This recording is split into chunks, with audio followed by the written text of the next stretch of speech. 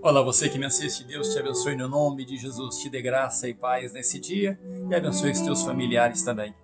Vamos orar? Antes de orar, eu quero deixar o título da mensagem para você de hoje, que é Como nasce a boa sorte? Como nasce a boa sorte? Vamos falar desse assunto interessante. Eu quero dizer para você que sorte existe, tá? E tem a boa e a má sorte. Mas nós vamos falar disso e Deus vai nos abençoar nesta palavra no nome de Jesus. Oremos. Deus Santo, no nome de Jesus, muito obrigado.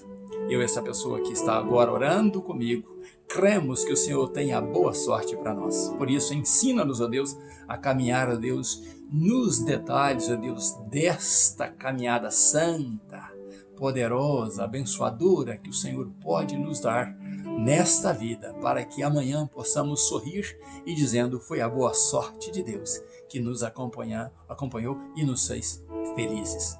Muito obrigado, meu Deus. No nome de Jesus, eu oro com esta pessoa, já contando com as bênçãos do Senhor e com a palavra poderosa, no nome de Jesus. Amém. Como nasce a boa sorte? Vamos ler a Bíblia, que é a palavra de Deus, que está em Josué, capítulo 14. O versículo 6, a parte B dele, o versículo 10, a parte A, o versículo 11 e depois a parte A do versículo 13. Lemos assim então em Josué 14, a parte B do versículo 6. Caleb estava dizendo isso a Josué em uma reunião. Ele diz assim, você sabe o que o Senhor disse a Moisés, homem de Deus, em Cádiz Barneia, sobre mim e sobre você. Caleb estava lembrando a Josué de uma reunião que Deus teve com Moisés lá em Cádiz Barneia, e então Deus falou com Moisés sobre ele e sobre Caleb. A parte A do versículo 10 diz assim, pois o Senhor me manteve vivo, como prometeu. Afirmativa também de Caleb. O versículo 11 diz, ainda estou tão forte como no dia em que Moisés me enviou.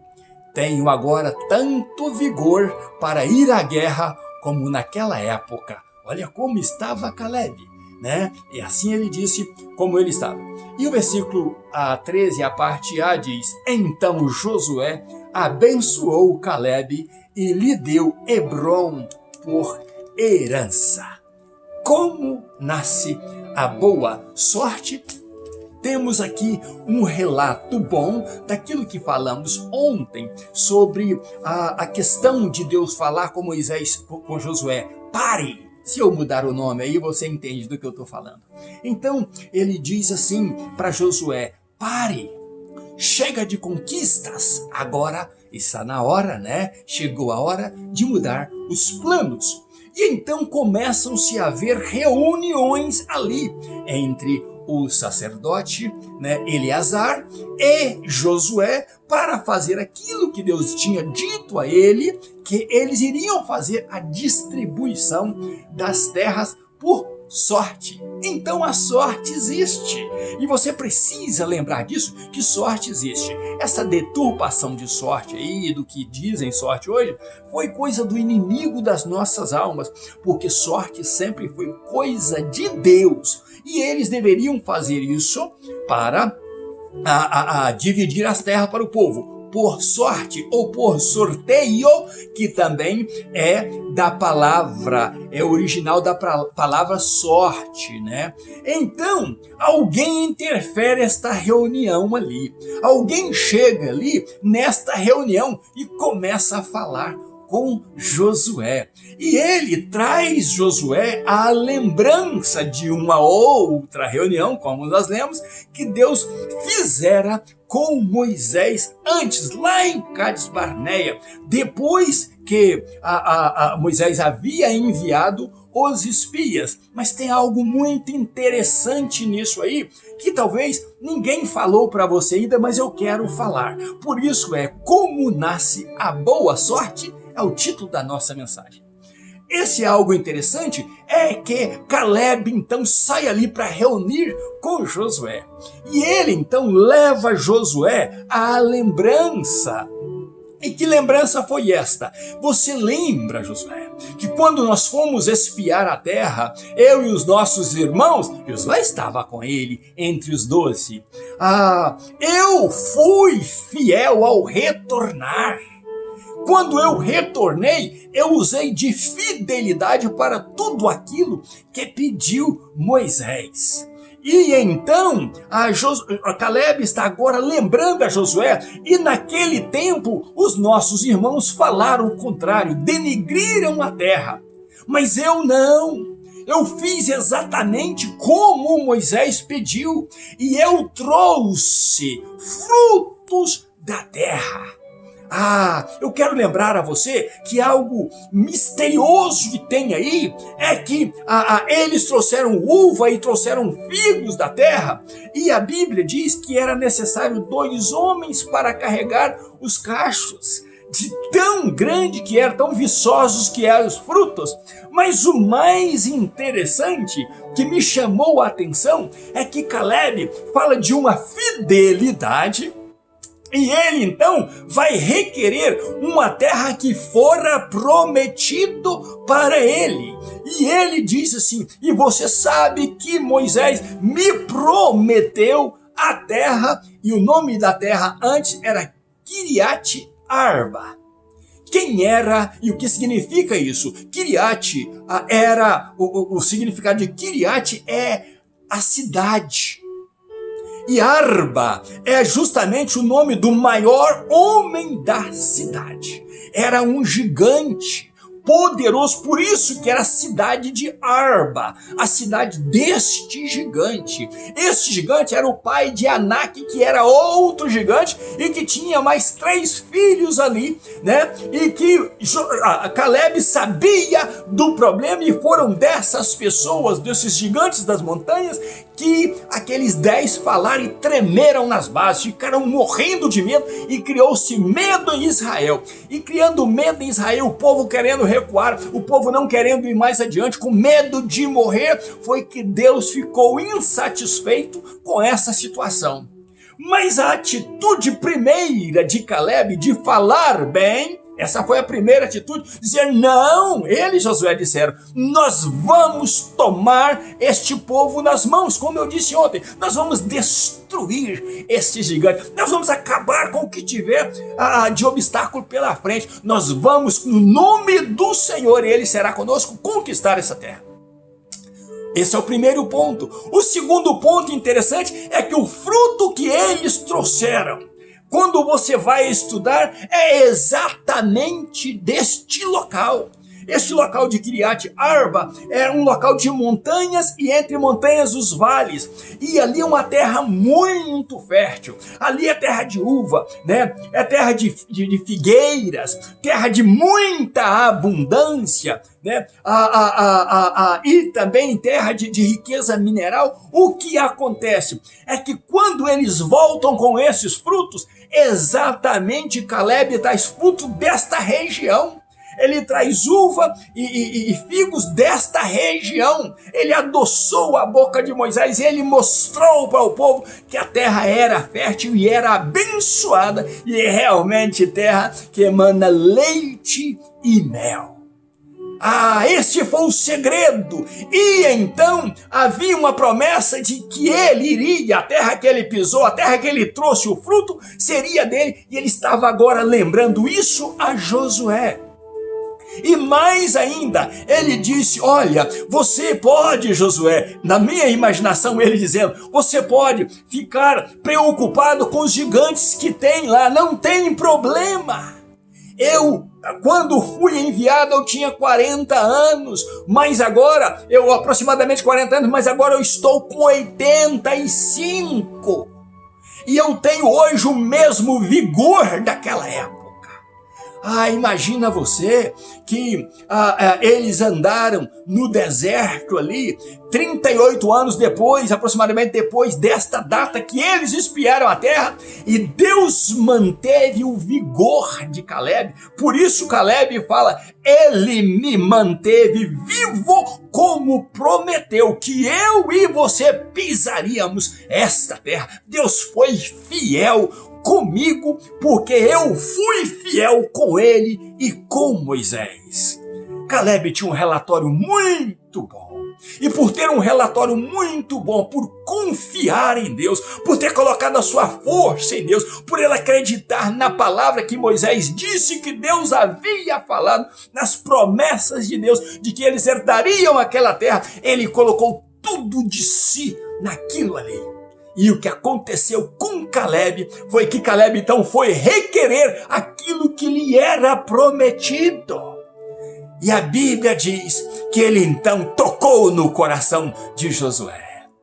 E quando ele tocou no coração de Josué, a Bíblia diz, e com aquele vigor, toda aquela vontade, ele diz, eu com 85 anos, estou com vigor dos 40, estou preparado para a guerra. Eu posso guerrear hoje como guerreei naquela época. Olha que as guerras não diminuíram o vigor dele. As batalhas não diminuíram o vigor dele. E ele diz, e eu não tenho medo daqueles gigantes. Quando você vai perceber, ainda havia ali os filhos de Anak, né? Que eram 3 gigantes, Sesai, Talmai e o outro lá, que eu esqueci o nome agora, mas eles estavam ali. E Caleb então se encoraja e diz a Josué, eu tenho todo o vigor, toda a coragem, e eu vou expulsá-los. Aquela cidade então que era Kiriat Arba, o avô desses gigantes que estavam ali, agora se torna Hebron. Por que Hebron? Porque Hebron significa amigo, aliança. E então ela se tornou a cidade do amigo, as terras do amigo. Amigo de Deus, amigo de Moisés, amigo do povo, amigo encorajador, amigo que trouxe o fruto para provar que a bênção eram bênçãos grandes. Que as bênçãos que o Senhor tinha eram enormes. E eles então... Então, Caleb prova isso tanto para Moisés, para Deus na sua fidelidade, e também agora para Josué, dizendo, quem falou que essas terras seriam minhas foi o homem de Deus, Moisés, que foi a boca de Deus entre nós. E a Bíblia diz que Josué o abençoou. Ele deu Hebron por herança. Se você continuar estudando comigo, você vai ver que Caleb cumpriu exatamente o que ele havia prometido. Porque as promessas de Deus, elas não tardam nas nossas vidas. Deus, quando fala, Deus opera. E Deus havia falado para Moisés, estes morrerão todos aí. Mas de 20 anos para cima, mas Josué e Caleb, estes não. Estes entrarão na terra, estes pisarão a terra, estes estarão lá do outro lado. E Caleb lembrou a Josué, e agora nós estamos aqui, estamos na divisão das posses, porque o título da nossa mensagem é Como Nasce a Boa Sorte. Caleb não esperou pelo sorteio de terra. Caleb não esperou para que algo acontecesse de sobrenatural e a terra viesse às mãos dele. Caleb, ele fabricou a boa sorte, ele lutou pela boa sorte, ele foi íntegro, fiel, confiante, amoroso, dedicado, valente. Tudo isso são sementes, ou estas são sementes que podem gerar a boa sorte para nós. Nós precisamos sempre saber que Deus está olhando para as nossas atitudes como olhou para a atitude de Caleb. E eu acredito que nesta bravura toda, quem ajudou a Caleb a carregar os frutos que precisava de 2 homens para carregar foi o próprio Josué. Então Josué conhecia verdadeiramente o Caleb que ele tinha do lado dele. Caleb era mais velho que Josué, mas Caleb, neste momento que ele fala com Josué, ele estava com mais vigor, e Deus não olhou para Caleb como o velho Caleb, o cansado Caleb, muito pelo contrário. Deus usou Josué para abençoar aquele homem valente que diz, eu quero ir à luta, eu quero conquistar esta terra toda, completamente, e se há gigante, eu vou botar para fora no nome do Deus vivo. Como nasce a boa sorte? A boa sorte está nas tuas mãos para fabricá-la. Desde que você entenda, desde que você creia que é Deus que está atrás disso, que é Deus que está neste negócio, que é Deus que te chamou, e às vezes nós esquecemos, é deste detalhe. Nós vemos que Caleb, mais tarde vamos ver que ele foi um tremendo guerreiro, valente, e que aquilo ali ficou para os seus filhos como herança. Mas nós vemos herança disso mais tarde na vida de Davi, na vida de outros guerreiros. Caleb foi genro do primeiro juiz de Israel.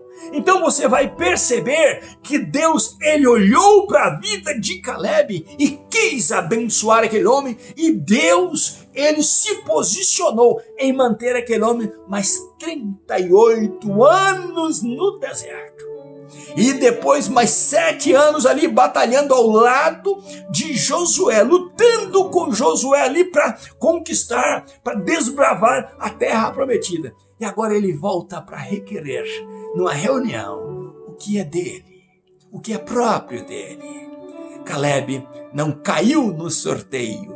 Caleb disse: isto já é meu desde o dia em que Deus disse a Moisés que iria me manter vivo e de pé para eu entrar nesta terra. E Moisés jurou que aonde eu pisei seria minha.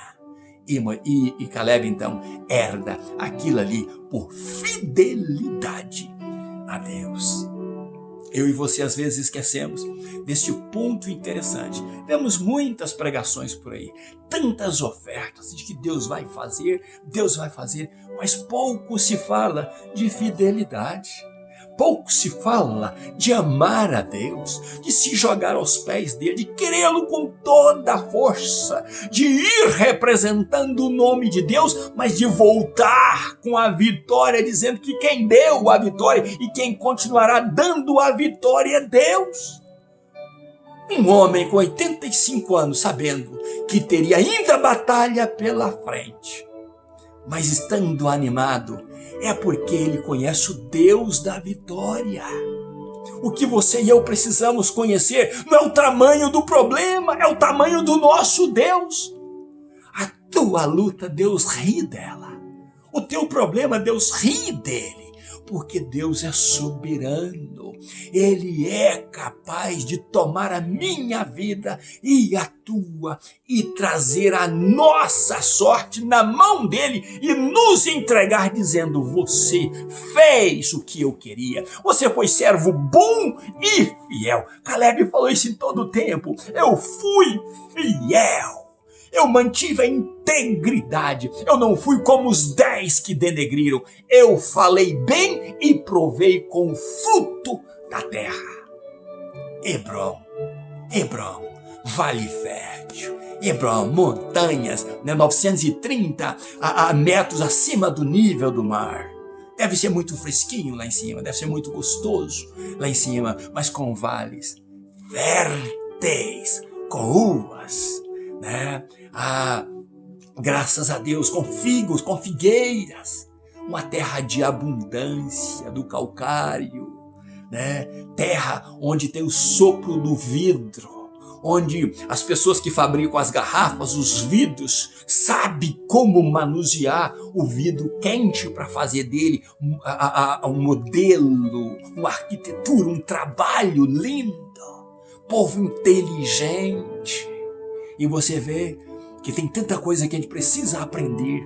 A formatação do vidro, por exemplo, que é com sopro, como funciona. Tudo ali de Hebrom, uma terra abençoada, uma terra rica, fértil e uma terra que Caleb disse a um juramento que ela seria minha, por isso eu a quero por herança.